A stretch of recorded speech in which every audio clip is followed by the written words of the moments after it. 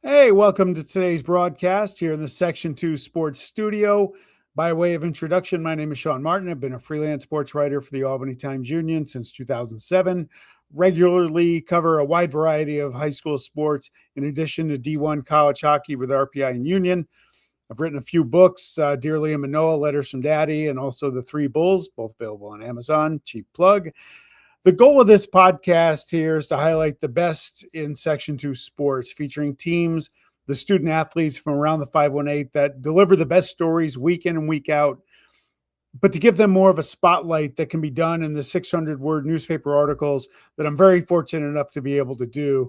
But there's so many more stories than just captured in regular features and articles, and that's what I'm trying to do with this show. This is episode 2. And we're going to welcome in a pair of exceptional athletes who've had a big role in the ascension of the Guilderland girls track and field team, seniors Addison, Vellekoop, and Parker Steele. They've been part of numerous Section 2 championship teams, indoor and outdoor track. And with that, let's get right to it. Let's bring in Parker and Addison. Ladies, how you doing? High school's wrapping up. Soon to be college students. How's everything going? Everything's great. So glad to be done with school. All right, just a quick recap. Guilderland has won the last 4 indoor track and field championships in Group 1 or D1, whatever they call the indoor. The last 4 outdoor. You were 5 points away as 8th graders in 2002 on the near miss for the school's first championship. Tell me what's coming up for you this week. Your careers aren't quite done yet, are they? No. So for actually both me and Addison tomorrow are running the SMR again. And then for me, I'm in the 400 hurdles, 100 hurdles, and then the mixed 4x4 with Lauren Bernash, Jack Larson, and Octavius Flowers. And Addison, how about you? Now you're going to nationals. That's the SMR, the Yes. sprint medley relay. Where are the nationals? Philadelphia at Franklin Field. Oh, awesome. Addison, what do you got cooking this weekend? I have the SMR, as Parker mentioned, and then I have the 4x800, the mile, and the 800. That's awesome. How exciting is it to finish up your careers at nationals? You guys have had such great high school careers, and what a great way to finish. I think it's just like bittersweet. Like it'll be nice for the season to be over. It's been a long season, but I'm not ready for it to be over. Yeah, I feel the same. I feel like it's kind of crazy that like I've been on the team for like so long. So like the fact I'm not going to be on it next season is just like kind of crazy to me. Yeah, and now let's go back last weekend. You're both on the 4x4 relay. You win a state championship, and what's that feeling like? You're done with your leg. You're cheering on your teammates, and to know that you got first place. Addison, you want to start with that one? Yeah, I think it just feels like amazing. I'm like used to being the anchor, and last weekend I was second leg, and I think it was just like so great to be able to like go cheer on everybody else because I feel like being the anchor, like I'm so like locked in and not like focused what like the other legs are doing. So I think being able to like be done and then go cheer on Fiona and Parker was just like a really like good feeling. Yeah. Parker, how about you? What leg did you run on it? I ran the anchor actually for one of the first times ever, and I was terrified. So I kind of ran for my life, honestly. I was terrified. And when I got off that line, it was amazing to have all my teammates come up to me and all hug. And it was just a great feeling to know that we did it again. Being so good at the 400 hurdles, how much does that help you on a regular 400 sprint, especially in the relay? Yeah, so the 400 hurdles are terrible. So when I get to the 400, it feels way easier. Like compared to indoor when I'm running the 400 and I don't have the 400 hurdles to compare it to, it is so much easier for me to get on the track and run that 400 because I obviously don't have those obstacles to get around. Yeah, and Parker, didn't you tell me last year? I think we talked at one of the meets. You're relatively new to the 400 hurdles. Am I remembering that right? Because 100 hurdles was always your thing. So I'm not necessarily new. I started 400 hurdles. That was actually like my first main event in 7th grade, but I took a pretty long break from it and focused on the 100 hurdles for a couple of years and came back to the 400 hurdles last year and only ran it a couple times last year. Yeah, and Addison, just for context, you've also been one of the most elite cross country runners here through your career, 3-season runner. Guilderland was third in the states in the 4x8. Also, Section 2 represented Shenandoah and Bethlehem there. What's it been like competing, especially you at the distance events against all these Section 2 teams? I don't think it's any stretch to say Section 2 is the best distance running section in the country. It's just, like it's so amazing to have so much, like, good competition so close to us, especially, like, cross country, like, the distance is just, like, so hard, and, like, having Bethlehem and, like, Saratoga when they were really big, and now Shen, like, it's just, like, so great to have them all so close because I know a lot of schools have to, like, wait to, like, nationals or, like, states to have that competition. Yeah, and for both of you, being in such to me, it's an elite area with athletes. Mhm. Ava Weiss is a great hurdler at Columbia and everything. Sorry, Parker, you lost by what, 7/10 of a second at states. I know. It's okay though. Does it make you better seeing this competition throughout the year, whether it's at a dual meet or a big Mhm. invitational, the Eddie meet, for example? Yeah, definitely. I don't think I would have ran anywhere near the times that I ran this year without having such close competition like her. And I think it is really nice to have like a very frequent face on the starting line, someone that I know that I'm gonna go run and I can stay with her and I know that my time's gonna be good. And like even with the Eddie meet, like I would not have ran that time if she wasn't there. So I'm really grateful to have competition like that close to us. Yeah, Addison, how about you? Cross country, Saratoga's Mhm. been elite for so long, and Shen, Layla Busry the last few years. Does it help you again throughout the year knowing you got stiff competition in your own backyard? Definitely, because I feel like even, like, at, like, league meets, there's no time to really, like, lighten up, like, you really have to run your hardest, like, every time, and it's just, like, there's no chance to do bad because there's always such, like, good competition to push you. Yeah, now, full disclosure, I've been covering track and field and cross country since 2007. And when the Times Union sports editor at the time, Hank Doman, called me and said, "Hey, will you be our guy?" My first answer was, "Do I have to run? I'm not a runner. It's all I can do is to chase you guys down after the finish line to catch up to you to interview you." So I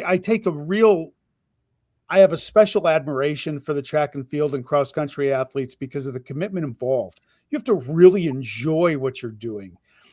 Football has different drills. That's tough too. It's physical. But basketball has its own thing. But track and field, it's running. And Parker, you're a little more specialized with the hurdles. Mhm. But talk about the Yeah. commitment it takes for both of you to be in such a disciplined sport. Well, with track, it's like every millisecond matters. So you kind of have to care about everything you're doing and you have to make sacrifices no matter what it is I mean, like nutrition, lifting, everything, like seeing your friends, you have to make the sacrifices if you want to do it for yourself. It's really almost like selfish. You kind of have to just focus on yourself to get to the best that you can be.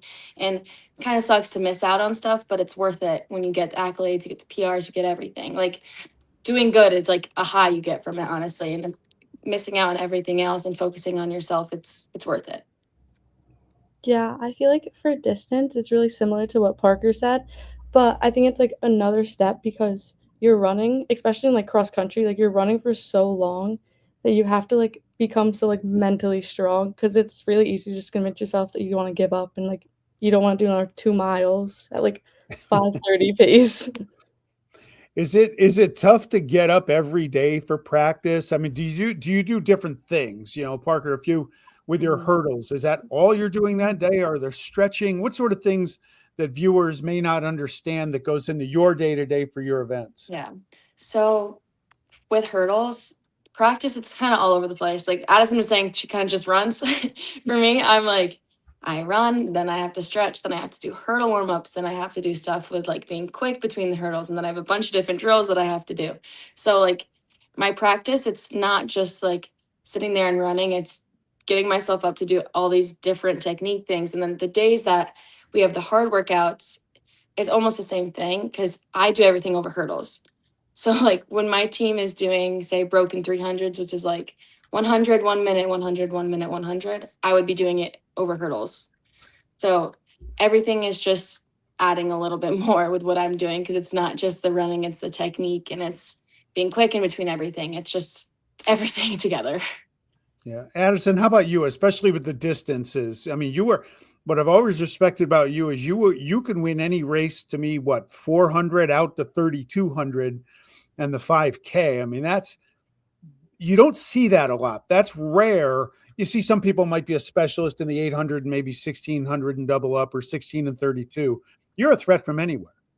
Yeah, I think definitely different from Parker. I think my practices are normally the same, but I think definitely, especially after like a long day of school, I think it definitely is hard to like get up and make myself want to do a run, especially if it's like a 10-mile long run or like mile repeats. Like it's just like a terrible feeling. But like I know deep down that I have to do it.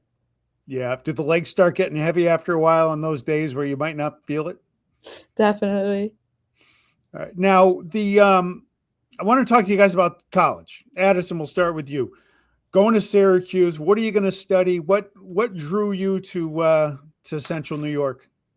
I plan on studying chemistry, and I think Central New York, it's just like I think it's the perfect distance because I didn't want to go too far from home because it'd be so difficult to get back. But it's far enough that I'm still not like in high school. Like I'm far enough from like that I can make new friends. And yeah, I think like I'm really drawn to like the Syracuse team because like their team is such like a close knit group. Like our distance team, especially, I think our whole team in general is like our distance team, especially like we're so close and it's kind of like having a second family. And I noticed that Syracuse is also like that.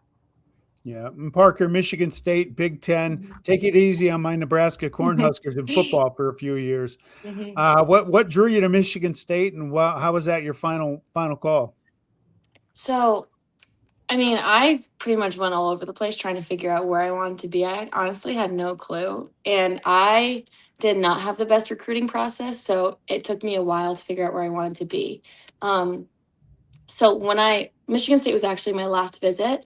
So when I went there, I was kind of almost like sick of the recruiting process. I was done. It was crazy and I hated it. But I got there and I just loved the atmosphere, sorry. And my parents also lived in Michigan and they loved it there. So that was one of the reasons why we went and visited. And when I got there, I loved the coach, I loved the team, and it was a place where I actually felt welcome on the team and with the coach, not just by one or the other. And the campus, it just felt like normal, like real people that I would fit in with. And also, I'm studying kinesiology and they have a pretty good program there. So that's why I chose there. Now, you have teammates at Guilderland. What would you share with them about the recruiting process? Is it still July 1st is when the phone can start ringing, right? You talk about it, Addison. How was your recruiting process? Was it better than Parker's, I hope? I think it was like a little bit better than Parker's, but I just think the recruiting process in general is just like awful. Like it just feels like so weird to like be like on and off because you don't know what like the other like coaches are thinking or like if you're gonna spend so much time talking to the coaches and finally get there and you hate it. Like I just feel like I don't know if I'd really have advice. It's just gonna suck and you just kind of have to get through it. Parker, how about you? What if you could change one thing about the process? What would it be? Would it have been Michigan State your first visit? Like about my process in Yeah, general. about your recruiting process that you went through for 10 months. Yeah, I don't know. I mean, I wish I could change the roster limits and everything that have been set in place because that's Yeah. terrible. But I honestly wouldn't change anything because it all worked out the way it had to be, but it was absolutely terrible. I would honestly just go back and tell myself that everything's going to work out and it's going to be fine because Yeah. it felt like it wasn't going to. Yeah. Or do you have an event or two? Are you just going to be doing hurdles at Michigan State? Is it kind of wide open there? Yeah. How about the steeplechase? Come on, you can get over those barriers. Oh my God, absolutely not. So they recruited me for multis. So like Okay. pentathlon and heptathlon. And Addison, how about you? Do you have a specialty in mind at Syracuse? Again, you're pretty vast in your ability. Are you going to be focusing on one event or two events, or what's that look like? I just think it's distance in general. Like I might go down to like an 800, but like up to like a 3K, and then of course 6Ks in cross country. Okay. Now let's go back to Guilderland for a second. Coach Scanlon has built a really nice program. Back when you were in eighth grade, I covered that meet and I targeted the whole night. You were winning the whole night. I said, my God, Guilderland's going to win their first ever Section 2 title. I got to get some interviews done here. and then I couldn't use them because Saratoga got you at the very end. And that, by the way, in the media is really tough to do. You start interviewing kids and the story doesn't happen out. That's rough. But what was that like as eighth graders? Because I know how badly that night at Colony High you wanted to win that and you fell short. Did that help the team going forward? I would say yes, but honestly, in that moment, it didn't feel as terrible as it must have seemed to you guys because we hadn't won anything at all. Like getting second for us was a good thing because we hadn't even gotten a plaque until the year before. So, I mean, getting second that year really set us up for the future, but in that moment, it really wasn't terrible. It was kind of like we've worked so hard to get here and we got something out of it and we're all proud of what we did. Yeah. Addison, any thoughts on that? I feel like really just what Parker said. I think getting second kind of just like opened our eyes that we could get first because we were so close, and I think that just opened like the success for the next 4 years. And when you get to Guilderland, what's it like, Addison? You go first on this one. What's it like looking back now, knowing that all four of your high school years, your 4 years, you won the Section 2 title every time? Is that and being part of that legacy with back to Scanlon and Megan Swan, who I think was a senior on that 22 team, and the Barnharts and all the Tatum Kramer and all the great athletes that have been at Guilderland for the last 4 years. What's it like now having you guys being seniors and you finished it off with 2 more Section 2 titles? I think it's just like amazing. I think there's been so many good athletes before us, and there'll definitely be like amazing athletes after us. And I think it's like amazing to be like have been a part of that experience, winning all those years. And Parker, how about you? Well, finishing it off is honestly such a good feeling, knowing that we were able to continue this for as long as we did. And leaving it, I know that the group that's there right now can definitely continue it. And I'm so excited to see what they can do. Yeah. Did any of the veteran runners kind of mentor the two of you when you first, what year did you join varsity in eighth grade or was it even prior? Yeah, we were both in seventh grade. Seventh grade. Mhm. Was there any of the upperclassmen then that kind of mentored you through that process? And if so, did either of you take on that role as you got older with the next wave? Yeah, so for me, it was actually Coach Scanlon's daughter, Kate Scanlon. She was a 400 hurdler with me in seventh grade and eighth grade, pretty sure. And she was always there for me for everything. And she was an amazing captain. Like she kept the team dynamic where it had to be. And honestly, those years were some of the best years team wise, like the camaraderie we had and everything. And I think that recently, at least mostly this year, I've definitely stepped into that role with a lot of our younger athletes like Lauren Bernash, Fiona, Abby Mullen, all of them.